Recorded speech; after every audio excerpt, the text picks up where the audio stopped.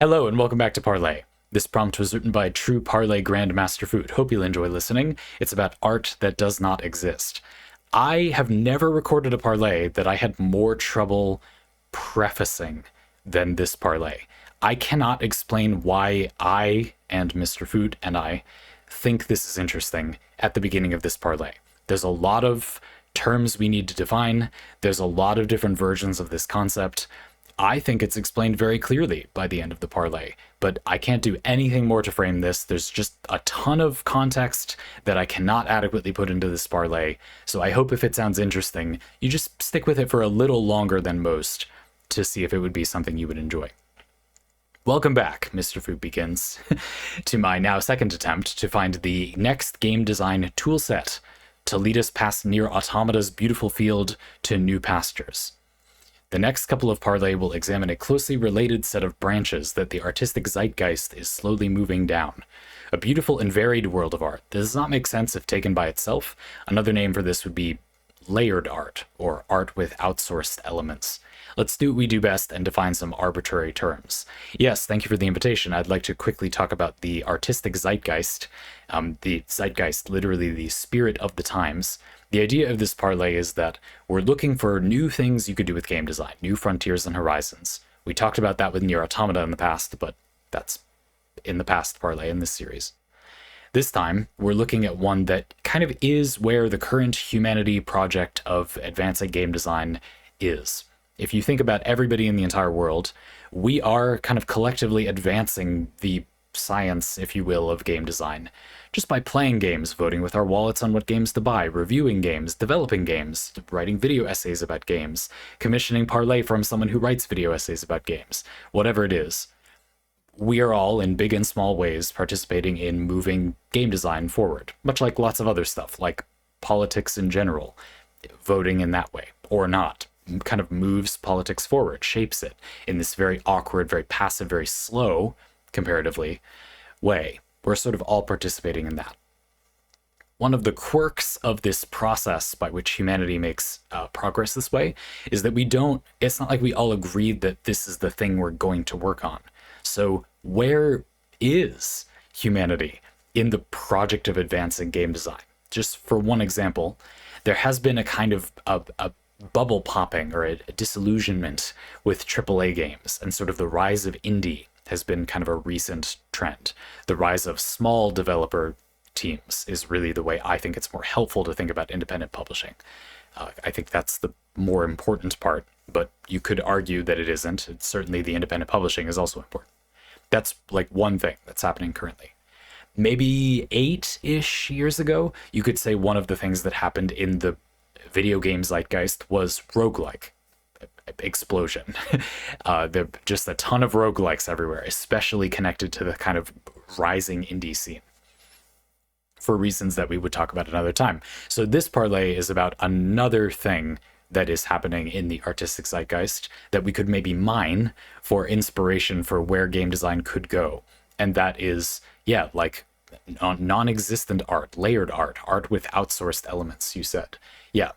This is a thing that has been in games, I think more recently. It's hard to quantify that. And maybe there's been a previous phase that I just don't know about in humanity's hurdy-gurdy progress of game design where this has become popular. But there have been more instances of this concept recently for whatever reason, and so let's explore it. It seems to be what game design is exploring now, or at least one of the major things. So let's take a look. I would say the broader category that this is included in is humanity's pursuit of game design has kind of gotten to, okay, narratives can be good in game design. Like, games can tell stories well. You could go even further and say this is kind of a phase, it's just a phase, Mom, about games as art, treating games more directly like they are art, whether people consider them that or not, or did in the past or not. Doing things that other art forms are considered to do well, like telling a meaningful story, directly in video games. I feel like that's related to, like having other references to other pieces of media in your game, which is related to, the fictional art in games. So that's one of the categories. So let's get into them. So I think that's the best. We need to frame this conversation. Like, what are we doing? Because literally one of these categories is hypothetical art, like non-existent, literally just nothing. And so we cannot talk about this without having some framing for what are we doing? We're looking for basically like new ways you could make games in interesting ways, new things you could. I think I'm going to think of it more like add later in this parlay, but we'll get to it later. Stuff to games that could be an interesting new horizon for them to explore, fun, emotional impact, whatever you would want to do in your games. Okay, so that's what we're looking for.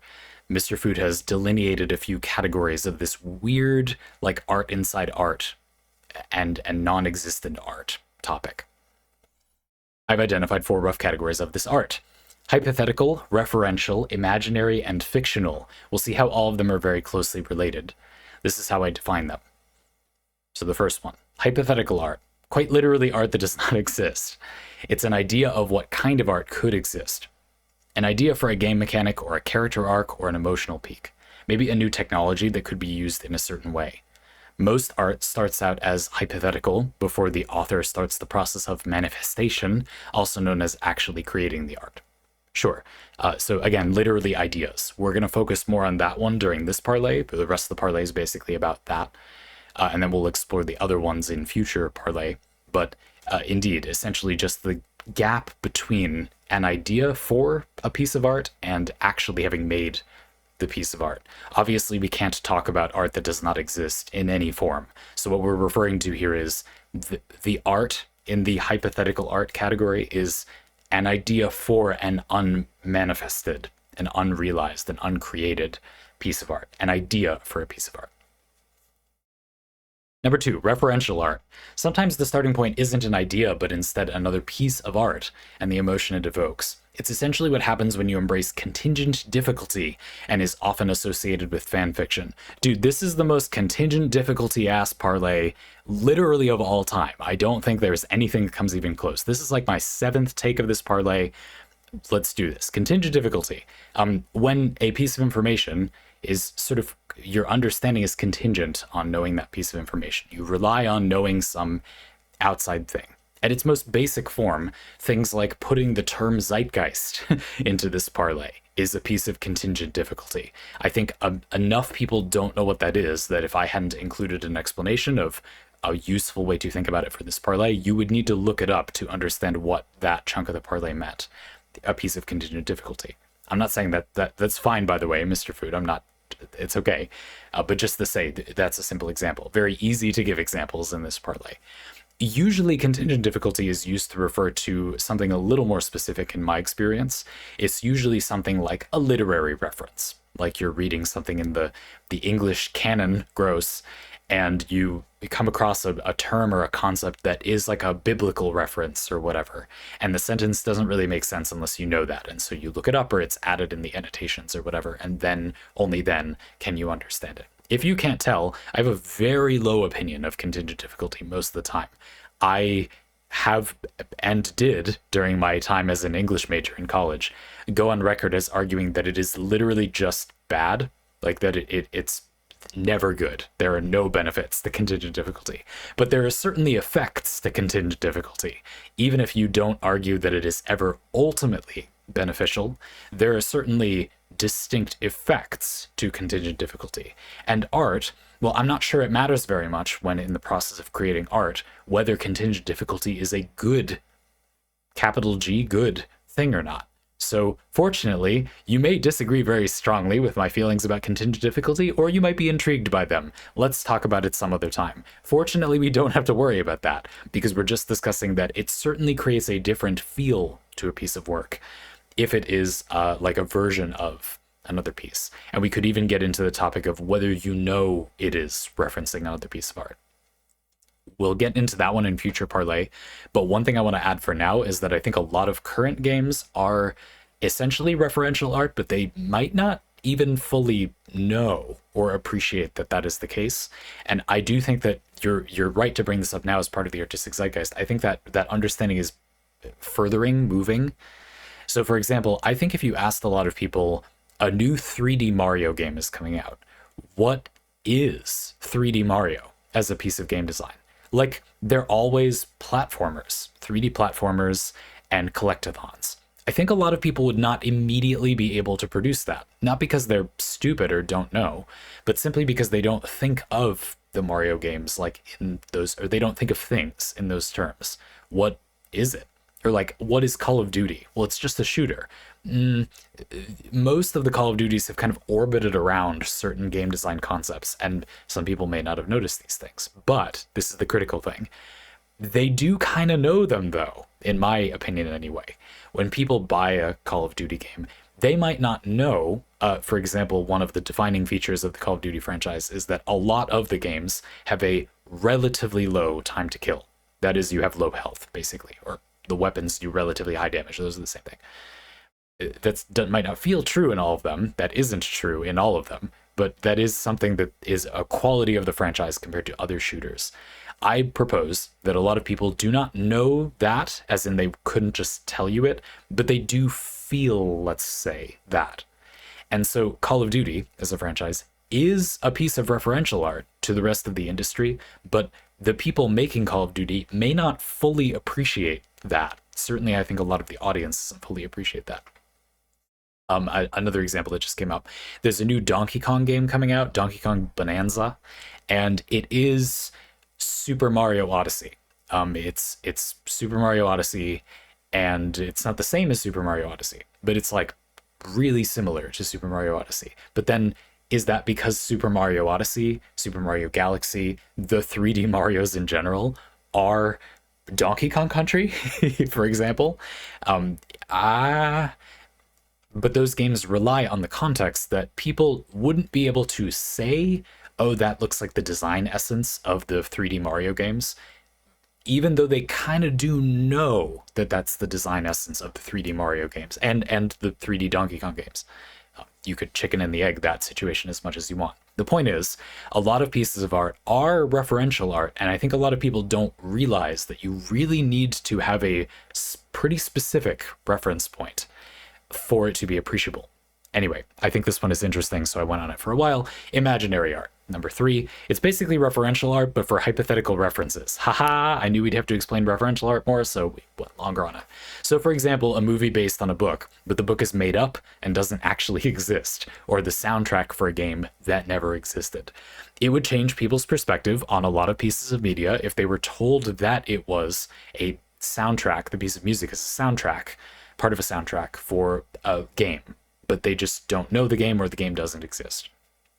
That another game is a sequel to a game, but that game doesn't exist. This has a, depending on your perspective, maybe surprising effect on a lot of people's reaction or perspective to a piece of media. You might think, well, that really shouldn't have any effect on people's interpretation, but it certainly does a lot of the time. Sure. Again, like with contingent difficulty, I might grumble about whether it like should have an effect on people's interpretation, like should matter at all. It certainly does matter in practice. I would agree.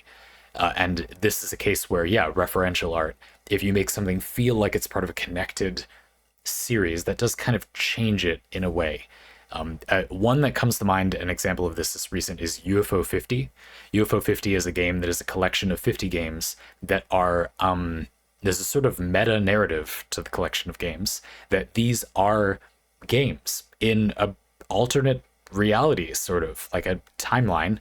And some of them are, you know, like sequels from 8 years later or whatever to one of the other games in the collection. Obviously they're not, they were both just developed whenever they were ready. But they're framed as, you know, a pocket dimension where we made Super Metroid and then Metroid Prime or whatever. That's not a great example, but you get the point.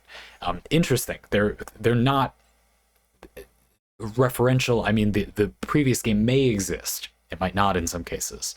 But the point is that they're not really sequels in any meaningful way. I mean, there was not 8 years between those two games being made, you know, or the earlier game doesn't exist, isn't part of the collection, or the game is getting a sequel, but this entire world doesn't even exist. It's just a framing device for this collection of games. And so, of course, it's not getting a sequel unless they make a new set of UFO 50 games. I suppose.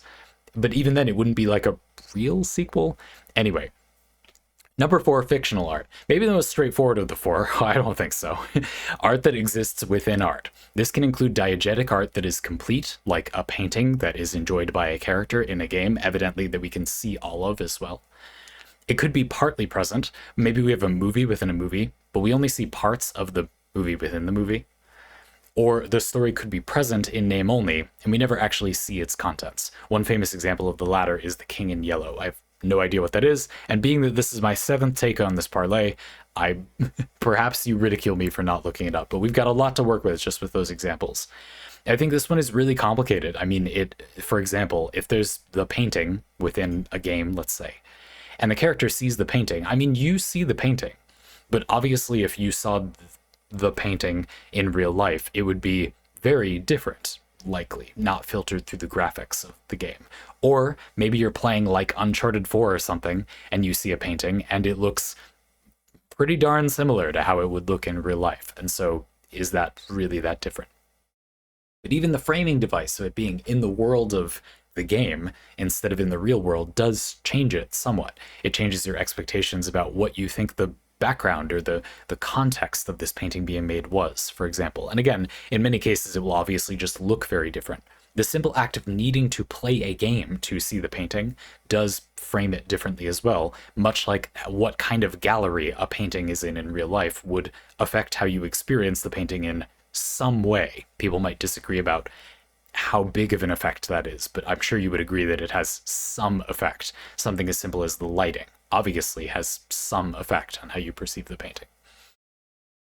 I think that the interesting example here is also to draw a distinction between games within games, but the game within the game is essentially just the way it would be if it was standalone, and games within games that are kind of intentionally locked in the world of the game. Let me explain. So we have things like The Witcher 3 with Gwent, the card game Gwent, inside of it. This is a fully functional, basically with a normal interface card game inside The Witcher 3. Now they happen to have made a standalone game called Gwent that is the card game from The Witcher 3, but as a standalone game.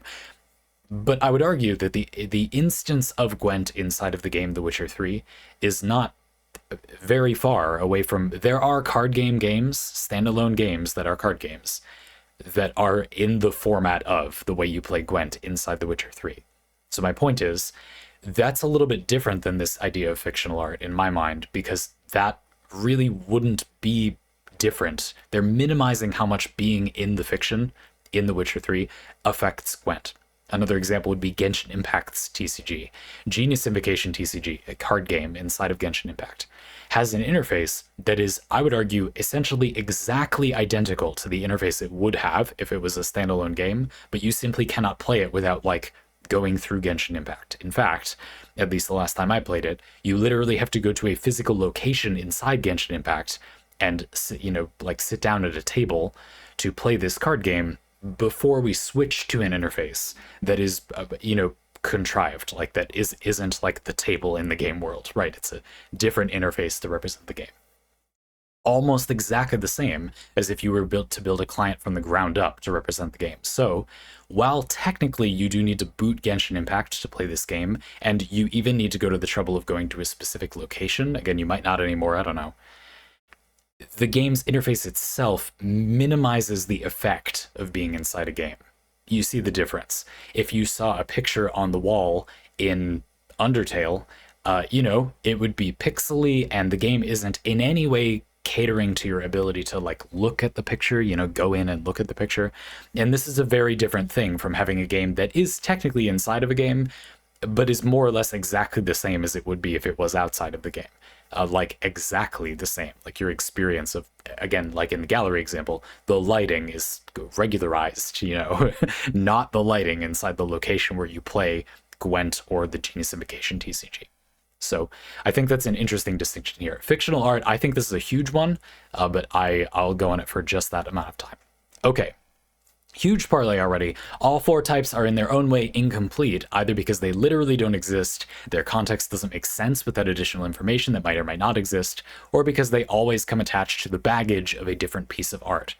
Another way to put my point about fictional art, just to conclude that, is that some pieces of art inside of art focus deliberately on minimizing the baggage of being inside the other art, whereas other pieces do not. And I personally think it's more meaningful to look at the fictional art, the art inside art, that doesn't minimize the baggage of being inside another piece of art. Because video games, which maximally minimize, that's confusing, to the greatest extent remove the baggage of being inside their art, essentially are not inside their art as long as you can navigate to that area quickly. Basically, the game they're inside is just a weird menu that helps you get to the largely standalone at that point game inside the game, whereas there are lots of cases where this is not the case. You know, the game is diegetic, feels like an object in the world, and you have to interact with it as though it is like that. A good example of something like the card game examples I gave for fictional art would be like in Red Dead Redemption or Red Dead Redemption 2. You sit down and play poker, and at any time you can just get up and shoot your opponent in the head. And so like that, it's not like if there was a poker client inside of Red Dead Redemption 2. It's very much you play poker in Red Dead Redemption 2 with all of the consequences that would involve, right? I mean, you can shoot someone in the face in real life, just please don't. I guess. The paradoxical nature of hypothetical games. I want to spend the rest of this parlay, Mr. Foot continues, to get hypothetical games out of the way of our discussion. This series of parlays opened on a Yoko Taro quote. Let's return to a certain section of that quote, where he talks about what I call hypothetical games. Indeed, years ago when we started this series, there was something in that quote that you started us with that is basically the first category of hypothetical art you outlined. Quote, for example, let's say that there's a full-price box game that lasts 10 minutes. No one would ever approve this. But what if those 10 minutes were the most beautiful 10 minutes you can experience here on Earth? Or another example, a game no human can clear. Or another one, an item you can only get, in a game presumably, by chowing down 10 Burger King Whoppers in 10 minutes. End quote. I can't help myself, Mr. Fu continues. I catch myself thinking about all these hypothetical games. These ones specifically? Anyway, but having an idea is not the same as creating a game based on that idea. Someone once said that ideas are simple and execution is difficult, but that's not the whole story. Maybe there's something being lost in the process of adaptation. Maybe the hypothetical art is more compelling than the real art could ever hope to be. The idea of a life-changing 10-minute game sounds interesting, but can you actually make that? We actually do have some games that sound like one of these hypothetical ideas. 2024's Click Holding is a game that has a very simple premise. Click a button 10,000 times. Having played Click Holding, I have to say that the premise is more compelling than the actual game, I bet. But then, again, almost all games out there started out as hypotheticals. How do we separate the good ideas from the bad ones, and what do we think of the strange tendency of ideas being more compelling than the end result? Well, sure, I think starting off with a manageable task. Indeed, the meaningful thing about hypothetical games as a category, and that's really the point here, right? How do we make the idea of hypothetical games? That's kind of interesting, I guess, philosophically, but how do we make that actually useful? Is to examine the apparently true fact that hypothetical games, ideas for games, are often more compelling than the actual game. But why? Harnessing that could allow you to make better games. Definitely, sure. Okay, so we have kind of two primary goals here. Why? And then how can we use why that feels that way to make games more enjoyable? So why does this happen? Yeah, I agree. There are a number of times where I think that the idea of a hypothetical game is very similar to the idea of a premise for a piece of media. And I hate premises. I think premises are a creative sin in a way, over-reliance on premises. Welcome to Parlay Inside a Parlay, Zandy's writing advice column. People overvalue premises really heavily. Now the audience, like, it's not their job, I guess, to not overvalue premises. And if done correctly, it isn't a problem for them to overvalue premise. But you as someone making a game or writing a book or scripting a TV show, yeah, I mean, premises are your worst enemy in a way.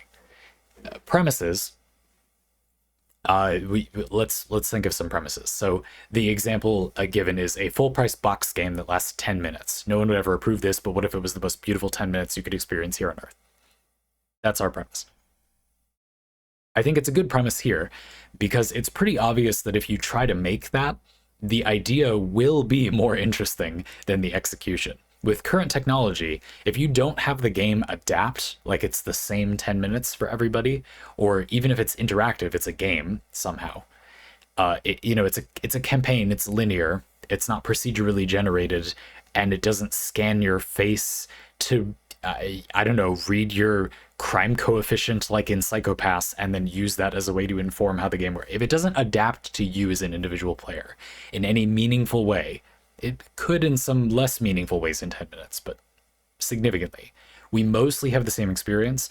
It's pretty safe to say you largely cannot make a 10-minute game that any meaningful number of people will think was the most beautiful 10 minutes that you can ever experience here on Earth. I'm comfortable claiming that for the sake of discussion. The idea will probably be more interesting than the actual game. Now, let's say that I put you in the position where you're meant to make that game. You almost immediately understand, to your horror, that this is a terrible trap. You cannot possibly not disappoint people because the idea has something kind of left to the imagination. I think that's the first reason why ideas, premises, hypothetical games, hypothetical art is more interesting than the enacted version. It's because inherent in the hypothetical art, inherent in the idea, is wondering what that 10 minutes will be like. But the actual 10 minutes, I mean, think about basically anything where you're excited, but you don't know what to expect. The actual thing is, of course, going to be underwhelming compared to what you would think about it, unless you're just very boring and have no sense of imagination. I think for almost all people, not a big deal. There are even popular examples where I feel like this concept is relevant. An example that just randomly comes to mind for me is the Taylor Swift concert. There was like a big Taylor Swift concert. I don't know that much about Taylor Swift, so I don't know. But there's a big Taylor Swift concert recently. And a friend of a friend had mentioned this to me. And she was explaining how there was this syndrome that people were documenting where people would leave the concert and be really depressed because it's like they had built up to this huge thing in their life. And it was supposed to be this, I mean, I'm really sorry. There's no particular offense to people who like Taylor Swift, but I just don't see how that would be at all remarkable. But anyway, no matter how insane the concert is, like, it's just the concert. But I do understand the underlying psychology. People have put a lot of social weight on going to this event. Of course, sure. And so when they leave, there's no possible way it could live up to that, of course. And that's not anyone's fault either. I'm sure they did a great job. I don't know. At the concert, it's irrelevant. You can't live up to those expectations. And so people will feel depressed afterward. Presumably, because their imagination for what would happen during that concert was more than you can really easily achieve on a stage, in an arena. No matter how good it is, it's simply more interesting to kind of wonder. Now, already, we can kind of put a pin in that and come back to it in a minute. I mean, that seems totally usable. So have your 10 minutes or your Taylor Swift concert leave things to the imagination afterward. And there you go. That would be a way to harness hypothetical art as an idea and say, well, one of the reasons that hypothetical art ideas are more compelling than the actual piece is letting the audience, I guess's imagination kind of run with the idea. You can still do that when you show them the actual piece of media. Leaving some things to a mystery could be a good way to do that. Great. Okay. So that already, it seems like there's kind of something usable in there. Making something utterly complete from a storytelling perspective does not necessarily make it better or more fulfilling, though we'll come back to this point because I think time is related here. Okay, so that's kind of a more abstract one. The audience for the piece of art thinking about the hypothetical idea for the art can easily be more interesting than actually experiencing it. Sure, the power of imagination, and one could harness such a thing. Great. Okay, something a little bit different.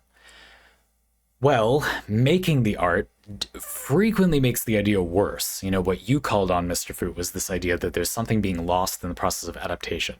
Let's think about the current game industry making a video game.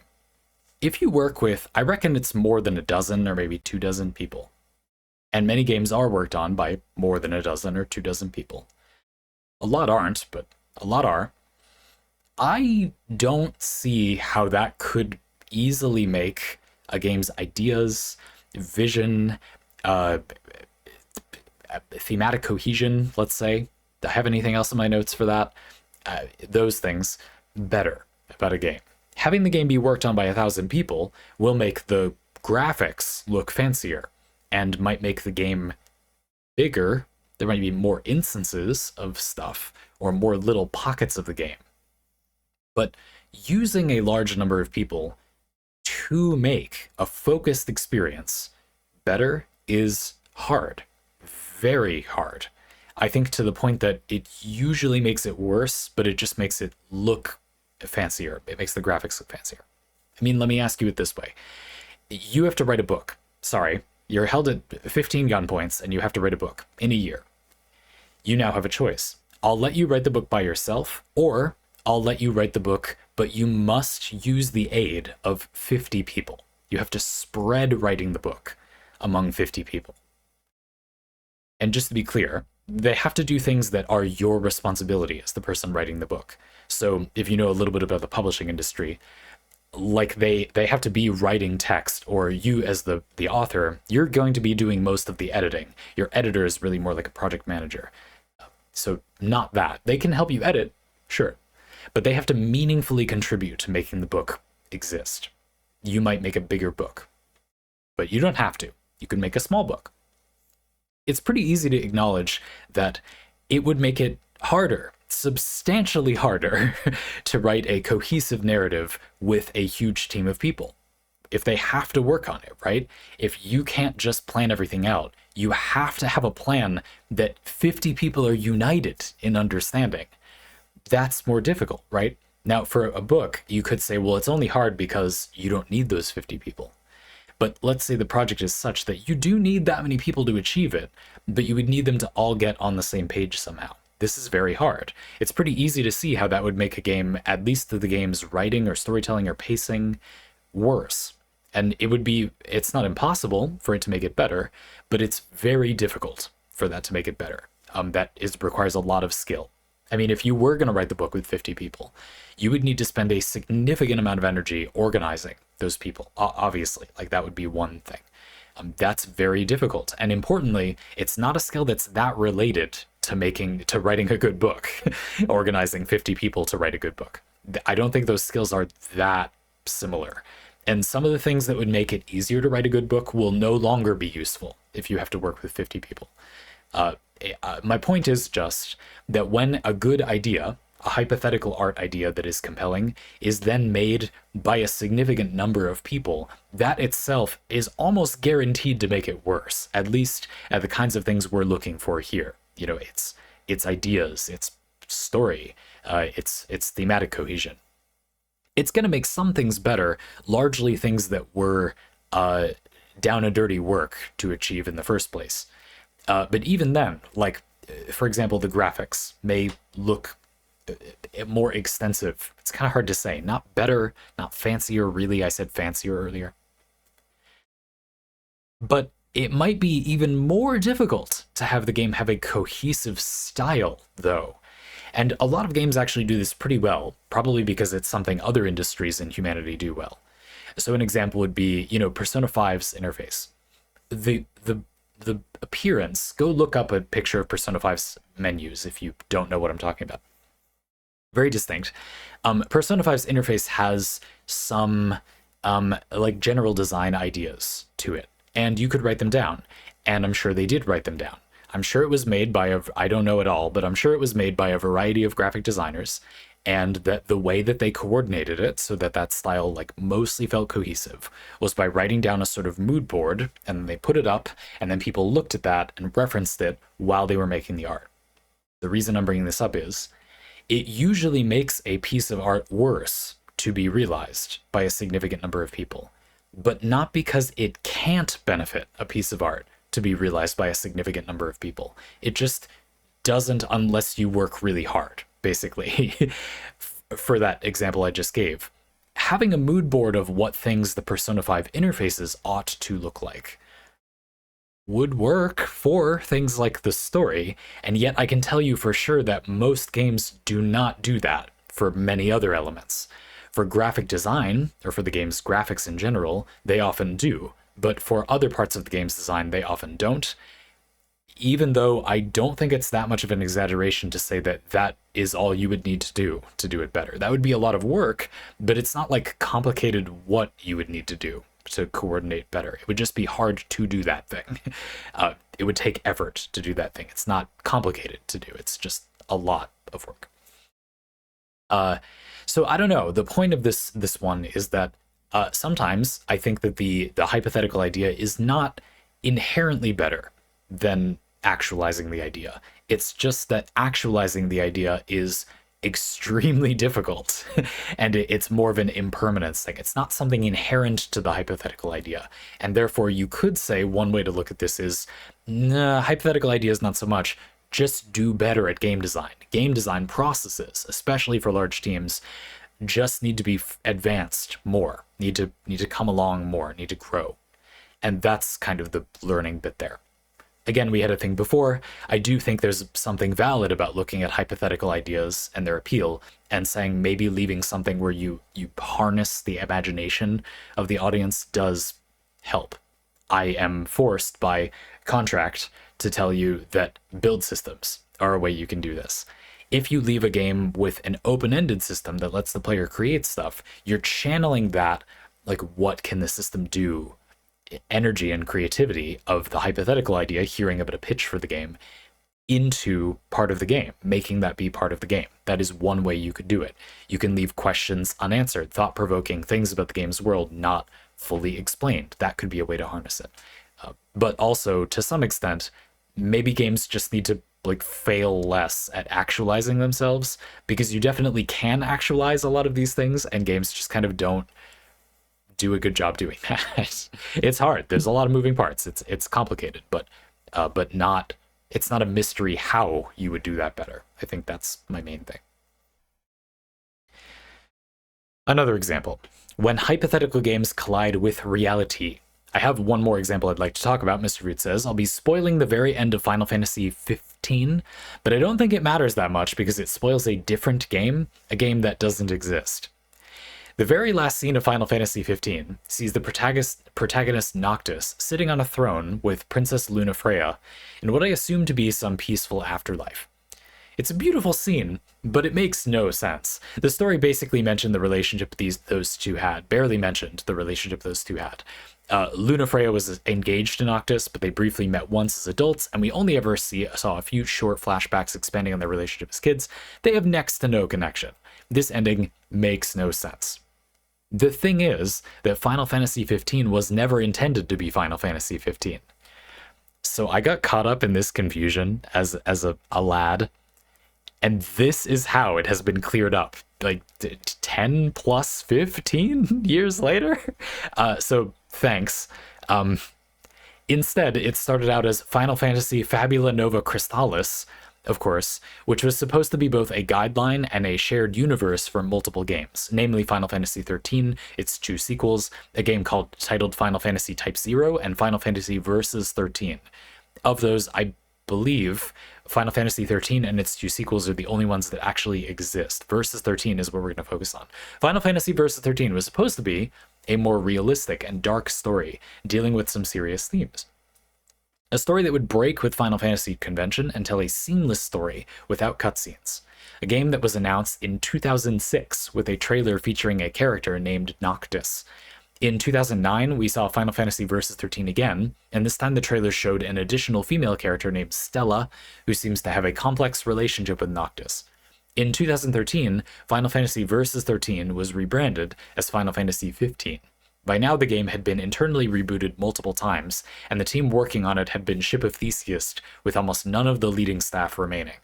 Finally, the game would release in 2016 after multiple delays with almost none of its original ideas. Even then, the game was incomplete, and it took multiple pieces of DLC spread over 2 years until it was done. A decade of deeply troubled development had seen the hypothetical of Final Fantasy Versus 13 cut down into a far less ambitious game, with one of the victims being Stella, who was replaced with the far less interesting and far less involved Princess Lunafreya. In the final scene of Final Fantasy 15, we see Lunafreya Noctis on a throne as the camera zooms out and reveals the logo of Final Fantasy 15. Final Fantasy logos have traditionally depicted central elements of their games. The sleeping woman in the logo is revealed to have been Lunafreya all along, and Noctis is added to the logo, completing the picture. A stunning emotional peak that speaks to the strength of the hypothetical idea behind it, because it works despite making no sense. Again, Lunafreya is barely in Final Fantasy 15. The logo for Final Fantasy 15 was originally revealed in 2006, when it was still Final Fantasy Versus 13. Back then, Lunafreya didn't exist, so this figure in the logo must have been Stella. We're left imagining what kind of game this could have been if the execution had not failed. Or maybe this idea behind this moment is better than Final Fantasy Versus 13 ever could have been. Maybe it's better left as a hypothetical. We're beginning to slowly blur the line from hypothetical to imaginary art, which is art referencing art that doesn't exist. The emotional peak in the reveal of the full logo takes a lot of its impact from the implications and incomplete design, a promise of a game we never got. We'll continue to explore this frontier in the next episode as we tackle the intersecting realms of the imaginary. I just can't help myself. Again, you got to understand how fulfilling it is for that confusion to have affected me. And then this is how I find, like, what the hell happened? Yeah, what I remember is Noctis in a car looking broody, and then like a really dark street, and Noctis is teleporting around with his... Okay, so I've got this game design document. You're getting into this parlay. Come on, you want to know about this. I've got this game design document that I've been chipping away at for a really long time about like a lot of different forms of wielding a large variety of weapons, unlimited blade works, if you will. And one of them is Noctis's way of fighting in the document I originally wrote in Final Fantasy Versus 13 because I saw it in a trailer, didn't I? But actually it's in Final Fantasy 15 where he kind of throws the inherited blades from the dead kings. I haven't played this game yet, so that's what it seems like it is to me. I don't know. And then he teleports to them. If you're interested in that fighting style, another thing on my list is the fighting style of the 4th Hokage from Naruto. His fighting style is he has these throwing kunai that have talismans wrapped around them, and then he summons himself to the knife. The summoning techniques exist in that world, and so he summons himself to the knives. The so-called Flying Raijin, or Flying Thunder God technique, which he uses to kick a bunch of ass in the Great Ninja War. I don't know. I watched Naruto a long time ago too. Anyway, that's cool if you're interested in that fighting style, or you thought Noctis's aesthetic was cool. You may enjoy looking up some, anime highlight clips of the 4th Hokage kicking a bunch of ass with this same technique. Anyhow, it's like, and even in there, the idea of characters fighting that way is way cooler than like actual Naruto or presumably Final Fantasy 15. A lot of the combat I've seen does not live up to what I think would be cool about that combat system. It's a very traversal heavy form of combat, a very mobile, a very you want to swap lots of different weapons form of combat. And it doesn't look to me like Final Fantasy 15's combat actually leans into that much. It's something that if it was a piece of media, like a movie or something, and you could choreograph situations where that would be useful, it might be much cooler because you would have an image that was focused on the idea of those abilities rather than like day to day, would you really benefit that much from having those abilities? But you can make a story that leans into it being cool. You see what I mean? If you want to have a power system where you can move erratically like that, have this high mobility, you could build a story around it. Video games, of course, you're making part of it playable. The player wants to play that. And that can be the drawback of ideas like this. It's kind of difficult to actually make it fun in practice. I think that this is another echo of the problem we got to in the previous section, where bringing it down to earth, like showing the player, like this is the nitty gritty down and dirty of this idea that you thought sounded really cool, it turns out it just isn't actually that cool. Now, again, just like my point in that previous section, to an extent, you could say this is just because it isn't done well. Like, it would be cool to play a game where Noctis, or I don't know, you play as the fourth Hokage from Naruto, where you're flying Raijining around and you throw a kunai up onto a roof and then you yoink onto the roof and then you throw one over there and then you yoink to there. Oh, there's an attack coming there, so you teleport back to the last one. You could, and it wouldn't be ridiculously difficult to make a game like that that would be fun. There may be games like that. While it isn't really the action combat loops, some of Dishonored comes to mind as being reminiscent of the thing I'm describing.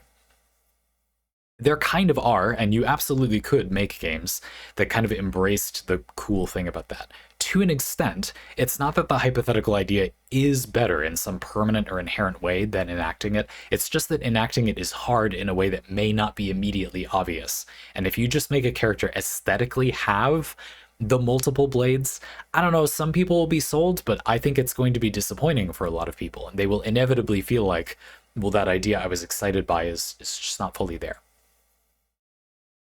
Escalating it in some way, well, that's a different story. I mean, this is a long game. I said we were going to get back to the idea of length being critical to this being an issue. So in the 10-minute best 10 minutes of your life example from Yoko Taro, in my Taylor Swift concert example, well, those were both kind of short. Actually, I don't know how long the Taylor Swift concert, how long are those things? But I mean, it can't be that long, right? It was what? Let's say it was insanely long. It's probably like 3 hours, right? If it was really long. I don't know. I don't go to concerts. I hate concerts. But I would imagine, let's just say it's really long. That's still not very long. That's the point I'm trying to make. Movies, even a long movie, it's not that long. But Final Fantasy 15 is like 50 hours or something like that. So you have a long time. This could be seen as bad. You can very thoroughly explain and demystify and disappoint the imagination of the hypothetical idea.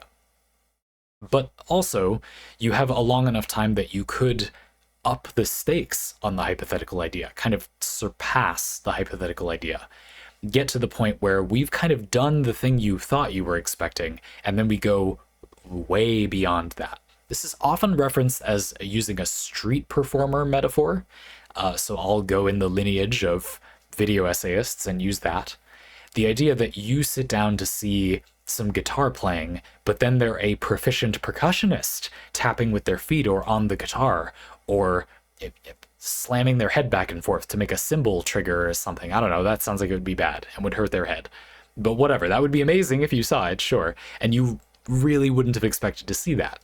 You thought, oh, we could sit and listen to the music. And it will feel mundane when you sit down to listen to the music for a minute, no matter how good the music is in many cases. I mean, to an extent, the musician can just pop off. If more people start listening, they can kind of up the stakes a little bit, sure. But another approach, and a very common approach, is to just know that you are kind of going to run out of that premise juice, and then you'll want to go into like the next thing. I was saying in the previous section that I think premises are a grave enemy to you as a creator, and this is because people overvalue them, but they don't actually help you make something that is fulfilling after the beginning of the piece of media. Now, one strategy is just to make a clever premise that you can escalate or that will lead to interesting narrative tension, like a magic system built on things being new. That sounds, I would read a story like that, but I mean, the good thing about that premise would really be that the consequences of a magic system where things need to be new is that everybody needs to be like popping off and doing new things all the time. That premise creates narrative momentum. It's hard to do things. You can't use the magic system unless you do something new or game it. And that sounds kind of fun too. It's not the premise, it's the consequences of the premise that are beneficial. But the problem is that the marketing people and humanity are interested in the premise for reasons that I don't think are that related to this parlay, so we won't get into here, but I would love to sometime. And therefore, finding a way to kind of move on from the premise in a way that's fulfilling. You could say that's the trick, to give the game a turn somewhere in it where things kind of escalate beyond what the person initially expected. Something that's come up a lot recently in our discussions about game design on the streams is this idea that games purposefully have like a kind of light pre-game that you can get through in a sort of modest amount of time, and then the real game begins, often literally several times throughout the game's lifespan. Monster Hunter Wilds, Star of Providence, Nier Automata have these, at least one, and at least one of those has several moments where the game kind of actually starts and the real game is this instead. And that's often, moderately far into the game. And you could say, well, that's bad. But the game takes time to process your expectations for the hypothetical idea and then one-ups them in some way. Certainly, a conclusion from this parlay is that awareness of the impact of a hypothetical idea or a pitch, a premise, an awareness of what is exciting about your hypothetical art, and then some plan for what you do with that feeling when you actually get into the piece of art is good. And there can be lots of approaches that would improve the game. You could leave things to the imagination, continuing to evoke that excitement for the hypothetical idea. You could process that excitement and then one-up it in some way. You could turn that excitement into a game mechanic. Build systems, for example, can often do that, etc. And so certainly, I would say, rather than a new game design toolset, it's more like that's just kind of another thing that most games probably ought to be in the market for. It's hard to imagine a type of game that would not want to consider doing something with that idea. You should probably address that in some way in pretty much all games, I think. So beyond that, yeah. So I don't know. I do still think, though, it's good to emphasize that point from before, that for a lot of games, for a lot of hypothetical art ideas, there is a significant element where it's often just not that good, and that's really all that's going on. And if you just make it really good, the hypothetical idea really isn't disappointing.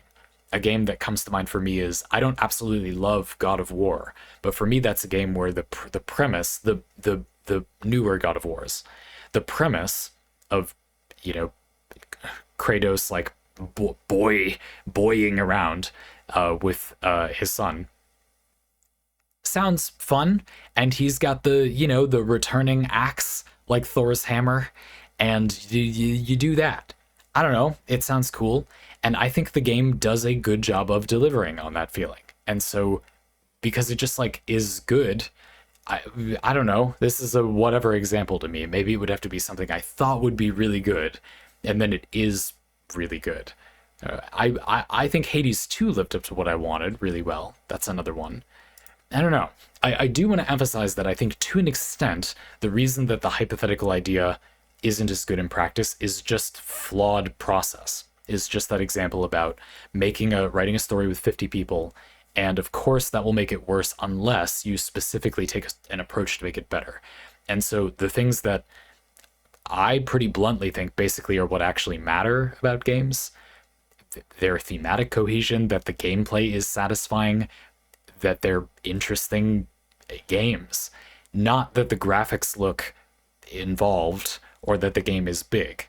Those are things that make the game easier to market to people who don't have a lot of experience playing games. But once you actually start enjoying games, those are the things that don't matter at all to the gamer, that are arguably bad for the game being enjoyable. And so to some extent, I feel like it's not that the hypothetical idea is more appealing, it's more that the industry is largely on purpose compromising the things that would have successfully made the idea fulfilling if they just did focus on those things. And when games not made by such a large team do focus on those things, I think they're good. I watched a documentary on the development of God of War, and you'll hear the way that people talk about the creative director of the game, Cory Balrog. Is that his actual work title, though? Anyway, and you'll see exactly what I mean is happening. If you just try to focus the game on that sense of cohesion and giving a cohesive experience, living up to the hypothetical idea, I mean, it just works. A lot of the time it just works. And so I do think there's lots you can do with hypothetical art as a concept that can improve games and other pieces of media.